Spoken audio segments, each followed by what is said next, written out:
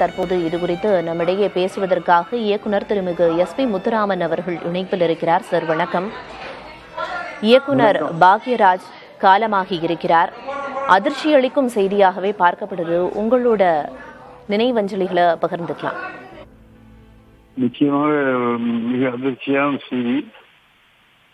அவரோட பல நிகழ்ச்சிகளில் கலந்துகிட்டு இருக்கிறேன்.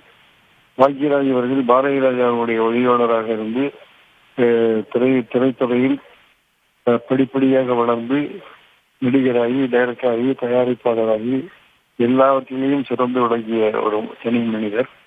குறிப்பாக அவருடைய திரைக்கதை நிகழ்ச்சி, அந்த திரைக்கதையை அவர் பிரசன்ட் பண்ணுகிற விதமும் வித்தியாசமாக இருக்கும். ஆகவே அவருக்கு பெயரே திரைக்கதை மன்னன் என்று பெயர். அந்த அளவுக்கு பெயர் பெற்ற புகழ்பெற்ற பாக்யராஜ் அவர்கள் ஏவிஎம்முக்காக தயாரித்தவரை நீதானி முடிச்சு அந்த படம் மிக வெற்றி படமாக அமைந்து வெள்ளி விழா கொண்டாடி புரட்சித்திலே எல்லாருக்கும் கேடயங்கள் வழங்கப்பட்டன. அப்படிப்பட்ட சிறந்த படைப்பாளியை நாம் இழந்து விட்டோம் என்று கேட்கிற செய்தி மிகவும் அதிர்ச்சியாக இருக்கிறது.